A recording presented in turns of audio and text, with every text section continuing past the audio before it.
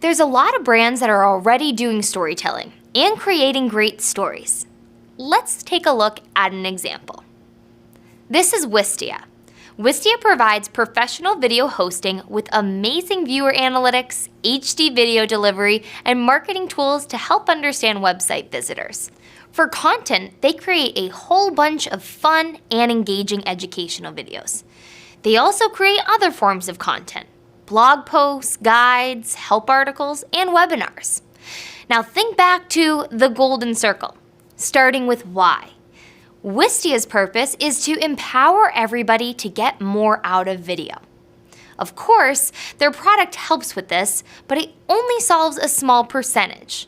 All of their content and storytelling circles back to this purpose. Let's look at two pieces of content and see how they did with their storytelling. They created this blog post, Improve Your Audio, How to Reduce Echo in Your Video. Right from the title, you can tell what the conflict is: reducing echo in video. A title isn't always going to be about the conflict. Sometimes it might be the resolution, and other times it might summarize what the blog post is all about. But in this case, it's the conflict. The blog post even starts out with, bad sounding audio can ruin even the best of videos. Their buyer persona can instantly relate. They're pulled into the conflict and now asking for more. Let's dig deeper. Who is the character? From the title, it appears like the character will be the audience or the reader, since it's about improving your audio in your video. As you'll see, Wistia continues to use this point of view throughout the blog post. And finally, the blog post provides the resolution, step-by-step instructions on soundproofing for video. The story is clear and concise and ties back to their purpose, empowering people to get more out of video. They use language in a funny tone to stay consistent and authentic with their brand. What's the difference between Wistia telling you this information or finding some video on YouTube? Well, Wistia does a good job at eliciting emotion and really empathizing with their buyer persona. They make the conflict appear as something that needs to be resolved, but isn't impossible to do. They teach while telling the story. Now, this is a simple piece of content. So how does this work for something that's more long form?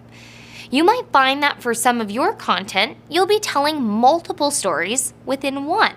Take this example, hiring an in-house video producer, another piece of content that Wistia created.